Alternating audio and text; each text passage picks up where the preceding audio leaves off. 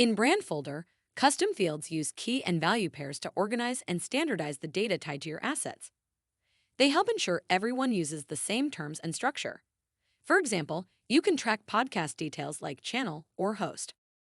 A dependent custom field is one that appears only when a specific value is selected in another field. It provides a guided path for users, ensuring they enter the right type of information for the context. Let's look at how to set up dependent custom fields. First, ensure controlled custom fields are enabled. Admins can select Settings, then General Settings, and finally Advanced. Ensure that controlled custom fields are toggled on. Once enabled, you can create new custom fields. Scroll back up and select the Custom Fields tab from the Settings panel. Here you create the key and values. You can leave values blank to make the field free text or add a list of values to choose from.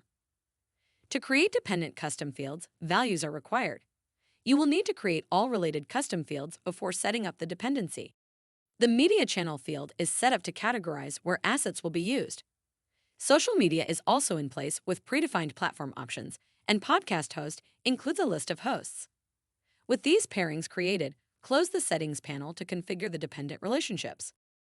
Next, select Bulk Management from the Settings dropdown. Then, Manage Custom Fields.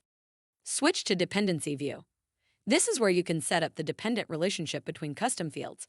Select Add Dependent Custom Fields. Then download CSV to download a CSV of all of your Brandfolder's custom field pairings. Open the CSV and find the row for the parent value you want to control the dependency. In the row where the key is Media Channel and the value is Social Media, enter Social Media in the dependent column.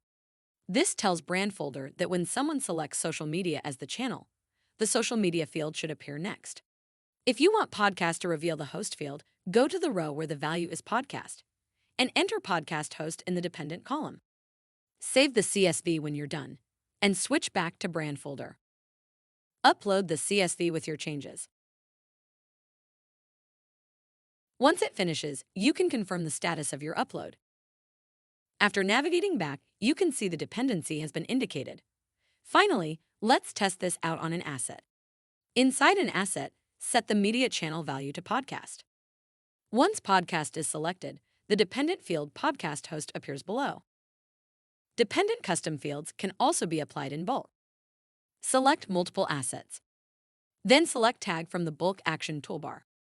Switch to the Bulk Custom Fields tab. Select Social Media as the value for Media Channel.